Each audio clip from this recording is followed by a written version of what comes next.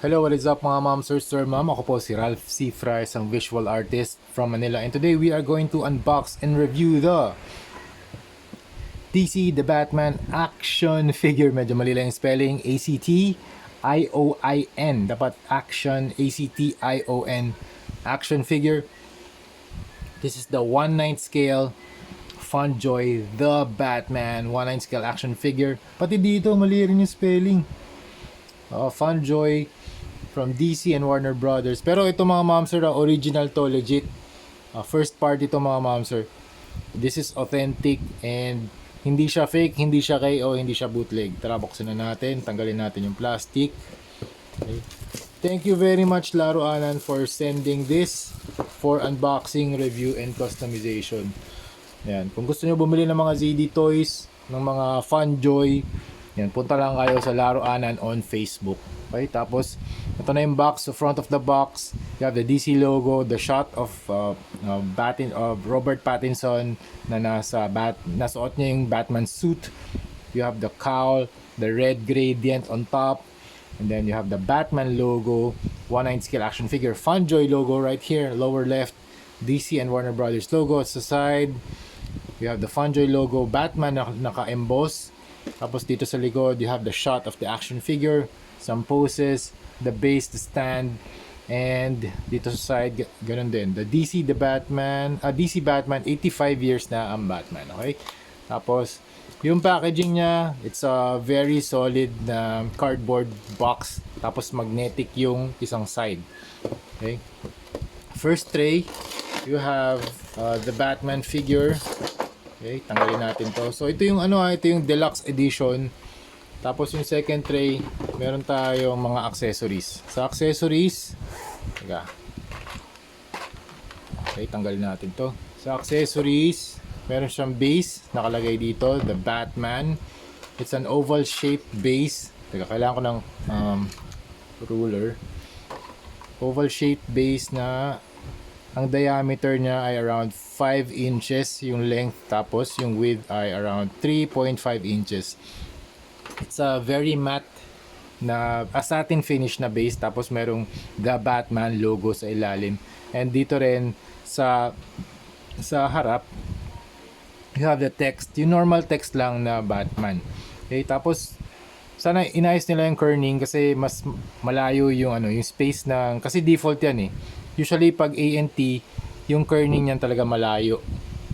Kaya pag gumagawa ako ng designs, yung A and T, o nangyayari yan sa mga letters, yung distance between two letters, hindi nagkakaroon ng optical balance. So sana dito inayos nila, sana nilapit nila yung T, and sana nilapit nila yung T dun sa A para mas mukhang dikit yung Batman na text. And then you have the pole, the stand, the pole here. Medyo alam ko medyo mahirap to pihitin Be very careful with this. Hindi siya spring loaded na rin. Good PM sir. Good PM Paul Edward Tupales. Ayan, naka-live ako ngayon kaya binabati ko rin yung mga nagta-type sa mga comment section. Ayan. Ano lang kayo? Send lang kayo ng mga comments. Kasi nagre-review tayo dito ng Batman. Ang daming accessories. Teka, ito chest ba to? I think replacement to sa chest. Tapos meron ding removable na, astig to. Ang dami niya accessories. Okay, dito muna tayo sa action figure. Tanggalin muna natin. Nice. Ganda. Teka, tanggalin. Let's set this aside. Siya, medyo mabigat din yung figure Yung mga packaging, yung mga extra packaging. Tapos, ang height ni Robert Pattinson, teka, ba't nakaganon yung kanyang leeg? Uy! Kaya lang Alright, first things first. Medyo loose lang yung nung pagkakuha natin kay Pattinson, medyo loose lang yung kanyang face. Natatanggal siya dun sa cowl. Okay, measure muna natin siya. This is 1/9 scale. So, ang 1/9 scale ay around 7.5 kasama yung tip ng ears. So, yan. 7.5 inches tall. Ito ang comparison sa Iron Man. Konting-konti lang yung difference niya. Konting-konti lang. Okay, konting-konti lang. 0.5 lang. Halos magkasing tangkad sila. 1/9 scale si Batman, Pattinson. The Batman Robert Pattinson, and ito 1/10 scale, 7 inches. Ito 1/9 scale, 7.5 inches. So ganun nag-work yung scaling. Okay? Okay, first and foremost, yung structure niya, very solid, wala namang loose joints except itong part na to, yung sa face, yung cowl niya. And yan, medyo ano na siya, stable na siya, hindi na siya ganoon ka-loose. Kailangan pala idiin. Tsaka kanina nung pagkakuha natin ng package, medyo nakaangat itong neck na portion niya. But overall, this is a very very nice product from Funjoy. Grabe, mang ganda. Ganda ng sculpt, very sharp edges, very ganda ng material, very strong, durable. And ito mga ma'am sir, ano siya, wired cape. Yan, wired cape na to. Yan, yung gilid niya wired na. Teka. Yan, wired na yung cape niya from each side, so you can pull off some dynamic poses dito sa cape. Yung cape niya made of cloth. So dito mas glossy, parang ang nagre-repel siya ng tubig eh. Parang ganun yung style. Tapos dito naman mas matte. So I think ito yung mag-absorb ng water. Yan. So this is the suit. Yung suit niya meron siyang tint ng green. Para siyang military green, hindi siya gray. Yan. Para siyang very cool gray na meron na siyang tint ng green. So mamaya gusto ko sana all black. All black tapos may dry brushing ng silver. Sana ganitong material, no? Anyway, yun lang yung napansin ko kagad dito, yung color palette niya. Medyo may tint ng green, para siyang military style or very tactical yung kanyang design and color choice. So dito sa part na to, you have the chest, very angular na chest armor design all throughout the body armor. Tapos dito sa mga shoulders, dito yung mas rounded. And ito yung kanyang mga weapons, yung mga silver na weapons niya. And then ito yung gauntlet. You have the hands, very nice hands. And then you have the pouches. 1, 2. Ganda ng utility belt niya. Meron siyang dalawang pouches, belt buckle, some sort of a cylinder device. Sa pang pouch, ang ganda ng lukot, very realistic. Ang ganda ng design ng utility belt niya, iba't ibang sizes ng pouches. So you have the mini pouches, large, and yung regular. 1, 2, 3, 4, 5, 6, 7. Tapos meron pa siyang lalagyan dito sa likod. Ang ganda ng detail dito sa likod, yung kanyang inner suit detail, para mga thread or some kind of ropes na nag-i-intertwine dito sa likod. Tapos meron pa mga zippers, kitang-kita yung mga threads, yung mga folds. Hanggang dito rin pala kita yung mga nag-i-intertwine na mga ropes or threads. And then meron siyang holster, ganda ng holster design, belt, buckle, straps na meron din buckles. Meron din siyang handcuffs. And then handcuffs nga ba to? Ay, hindi. I think ano siya, holster siya for this one, I think. Teka, ito. Yan, ito yung mga accessories na mamaya lagay natin. Okay. Tapos ang ganda ng boots, super nice ng boots. Yan, ito yung boot design. So meron din siya mga straps dito na meron mga, hindi siya gold accents, yellow accents. Yan, very pale yellow. Boot design is nice, very leather yung finish niya.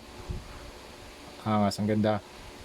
Ganda ng proportion, 1/9 scale. And the face sculpt is really good. Grabe. Look at the eyes. Look at the cowl. This one is very, I think it's pointed. I think this is very not safe for kids. Okay, this is not safe for kids. Okay. And this one, nakita yung kanyang eyebrow na shape para magkaroon ng definition yung kanyang eyes. And then you have the lines here, yung mga folds. Super nice ng nose na sculpt dun sa kanyang cowl. And then very nice na likeness kay Robert Pattinson. And speaking of likeness, meron pa tayong isang head sculpt na in-include si Funjoy dito. Thank you very much, Laro Anan. Mamaya, actually, pwede na natin palitan. Teka. Kasi part naman yan ng accessories. Hello, bro. Good morning, bro Rodel. How are you? Okay. Pwede natin palitan yan. Okay. Medyo mahirap lang i-insert. Pero, I recommend. Ooh, nice. Ganda. I recommend na painitin nyo yung joint before you do some joint na modifications or magtatanggal kayo ng mga parts para mas madaling tanggalin. Hindi ko alam kung saan tong part na to. I think sa chest yan. Natatanggal ba tong chest? Oh, natatanggal din yung chest area. Okay, palitan natin. Okay, nice. And then, nalalagay din ba to? What's the... Ano kayang... batarang to. Okay, pag kinuha niya yung logo niya, tapos naging... Pwede mo siyang gawing batarang. Nice. Okay, meron din siyang... Anong accessory to? Oh, I think pwede mo siyang lagay dito. Yung kanyang... okay. Some sort of a... pistol. Yan. Hand pistol na nare-retract. I think it's from the armor or the hand armor. Yan. Tapos dapat yung kamay niya ganito. Teka. Yan, itong part na to, parang shooting hand. Okay? Shooting hand. Something like this. Tapos mahahawakan na niya. Ang ganda. Panalo, ang ganda.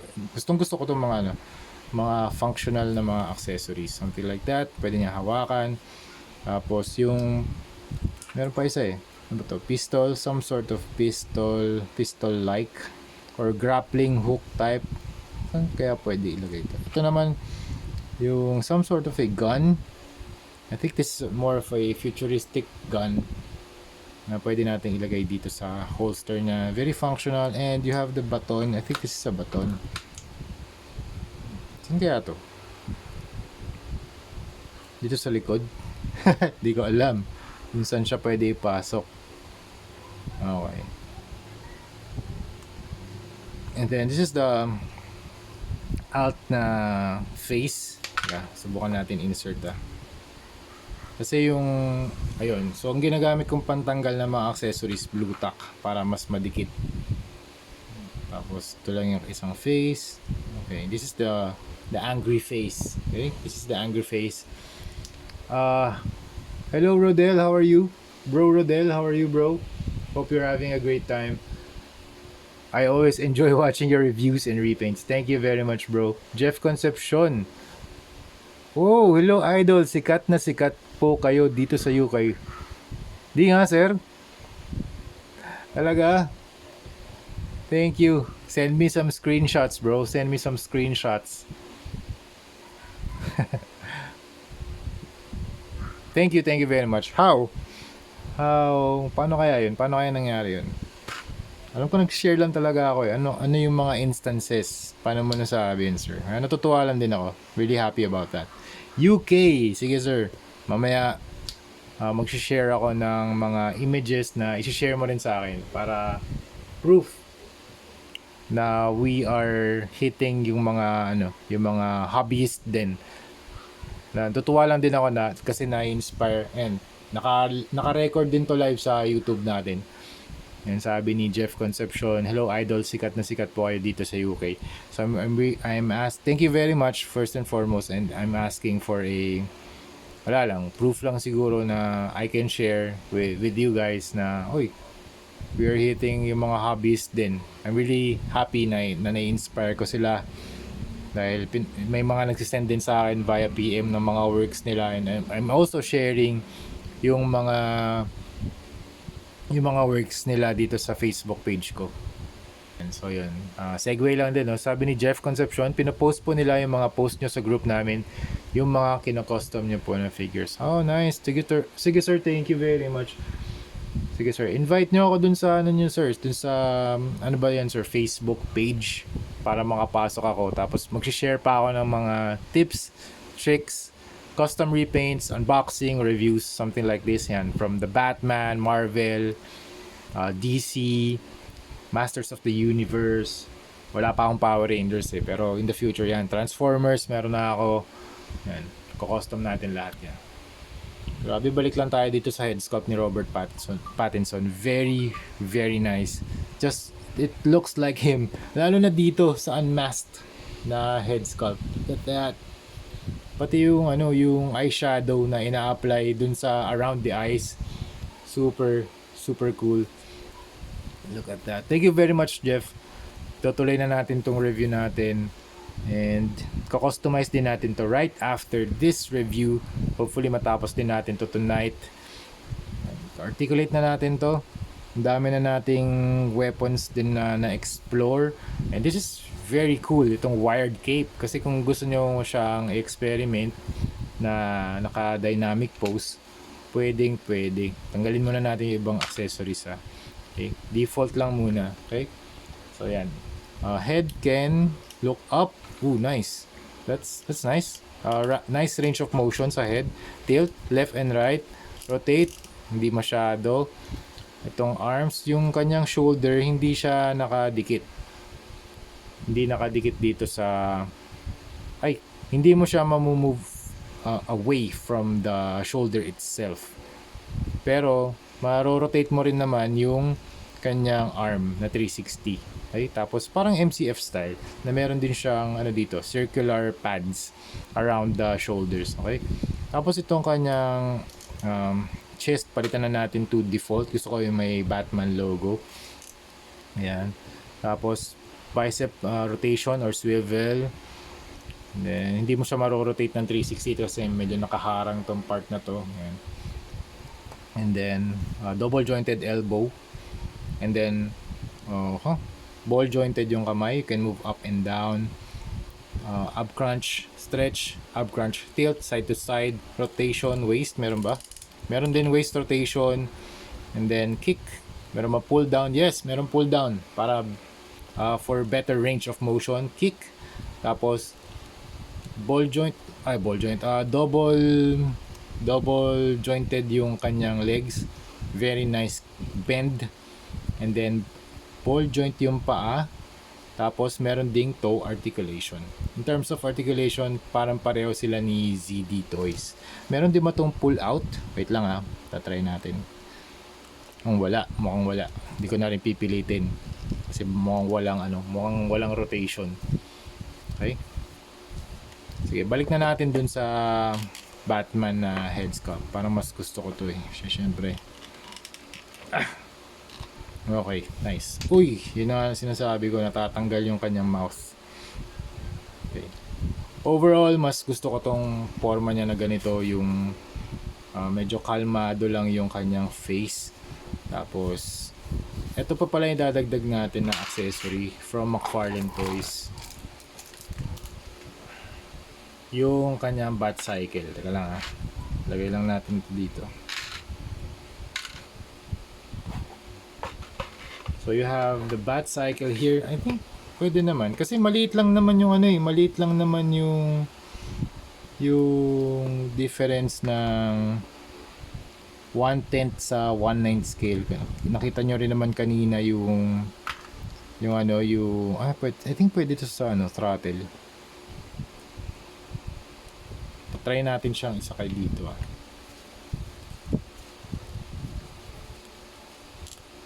Uy. Tapos yung ginagamit nila dito sa inside na pegs or joints. Ayun pati dito, transparent. Nice.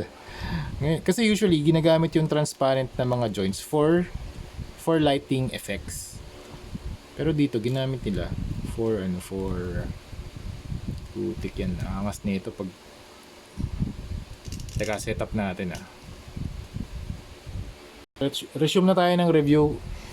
Sinakay ko lang dito si Robert Pattinson, the Batman, doon sa Bat Cycle ng McFarlane Toys. Grabe mga mamsir, look at that. Panalo din to mga mamsir sa display. If you have the Bat Cycle, kasi konti lang naman difference ng height and body build dun sa original na MCF Pero in terms of yung mga accessories, extra hands, mas preferred ko to si Funjoy. Pero syempre, mas mahal siya. Mas mahal siya ng konti. Mas mahal talaga siya. Kasi si Robert Pattinson, I think you can get some Robert Pattinson na Batman for around 900 pesos. Ito 2,000 plus plus. Medyo mahal. Pero ang ganda ng makukuha nyo dito mga ma'am sir. Look at that. Kapag naka-display na. 'Di ba? Ganda. Ganda ng Funjoy tsaka MCF na bat cycle kapag naka-display. Okay? So yun lang mga ma'am sir, that's it. Thank you very much for watching and see you sa next video. Again, thank you very much Laro Anan for sending this this action figure for unboxing, review, and customization. Okay, nice.